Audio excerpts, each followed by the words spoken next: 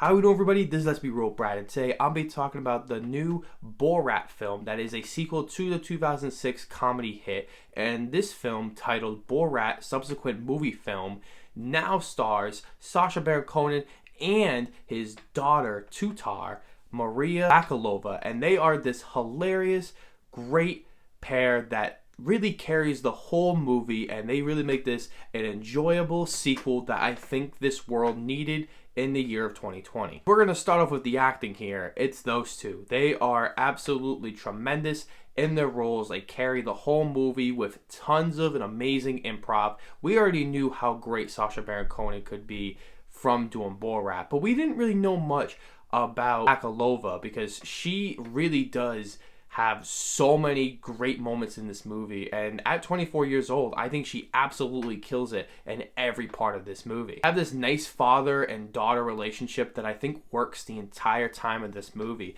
and it actually has this different message that happens throughout the film that I actually thought was pretty genuine, and obviously it's scripted, but it definitely was something different that we didn't have from the first film, and it really did teach women how they should be treated and have that father-daughter relationship and understand that some of these cultural practices aren't real and how women should be treated in these father-daughter relationships and just relationships in general. And I thought that they did a really good job of doing that. Writing in this movie is really tremendous. I wouldn't say it's funny as the first one, but I think as though that the first one was such a huge success, and it was different, it was original, it was something we had never really seen before. And for Sacha Baron Cohen to pull off many of those stunts and have all those lawsuits against him is what made the movie have its charm. This movie still has that, has the controversy, has the lawsuits, it has really great writing and setups from this crew and Sacha Baron Cohen, but I think the writing still stands tall, and it does something different, and it doesn't necessarily focus on Borat in this movie. And so that's why I feel like the writing is still really prominent in this movie, and it makes for a very enjoyable time. The story of this movie is pretty ridiculous, and I gotta say, I was laughing the entire time. The twist ending was really, really funny in this movie. I really like how it was so beyond ridiculous, and they really incorporate that so well to the rest of the movie, and it really does feel like a twist that is pretty dumb. Like, it's not something that you would necessarily like, oh, like that's what they were doing. The whole idea of trying to give his daughter to Mike Pence is seriously hilarious, especially during this election season. Another thing that this movie does really well is the self-awareness. This movie has this self-awareness that it knows how popular and important that first Borat film is. So they know that they can't just do the same thing over and over again.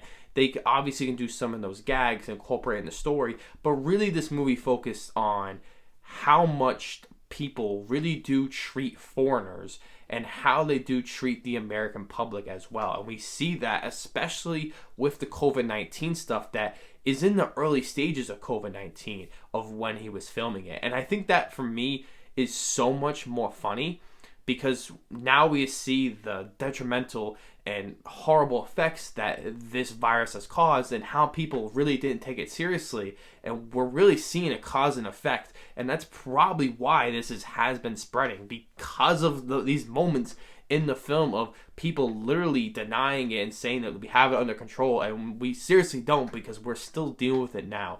And so the movie does a really good job at exposing those people. Themes in this film are very prominent as in the last film, but in this film it's very much different, like I was saying before, and it really focuses on that anti-Semitism that they really wanted to focus on in the last film, but I feel like in this film really focuses on the American culture mostly, and it wasn't really necessarily that they were foreigners, because a lot of times they dress up as a standardized American and they make very funny jokes like, oh, this is how Americans act, we act like holding hands. And as someone who is American, I found it very, very funny, but I also don't identify with those kinds of people that they make fun of in the movie, which I also thought was extremely hilarious. And I think as an American myself, I think you gotta take those jokes and know that we do kind of have this bad reputation of home of the free, but we fail to recognize the horrible things and the horrible people that make up a large majority and are affecting our way of life and the way of thinking and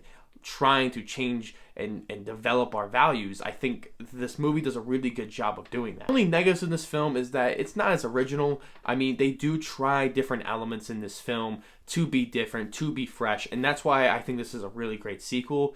But it's just not as good. I think that's just what it is. Like, if I'm gonna pick between the two, I think the original Borat is better, and it has that fresh original feel that no one knew who he was. And so this film, they definitely had a little bit of a problem trying to get into this production. They did the best that they could. Some points in this film that it does drag, and it's more towards the second act of the movie where I felt as though that it felt really too long. This movie does clock in around 90 minutes, but this movie really doesn't have a lot of meat to the bone. Like, after you watch this film, you could probably give it another watch just to make up for some jokes or to really textualize everything that was happening within the film. But I feel as though that if you've already seen this once, you've already seen everything you've got out of it. And that seems like it's a lot of comedy films nowadays. But just feel like the first film had a lot more to it. It had more of a rewatchability, where this one, I don't think will have that, but I guess we'll see how time tells for this film. Overall, I think this is a really great sequel, and this is one of my favorites of the year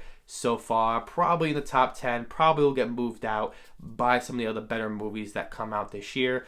But I really think this is a movie that we really needed during 2020 in this pandemic, that was just super funny and really had something to say with great and fresh original takes that this movie did a really good job of exposing and showing how much you can do with improv and how much talent and effort that went into making this movie work, as ridiculous and as crazy as it was. And I gotta say, there was moments in this film where I was not proud to be an American, and that was probably most of the film.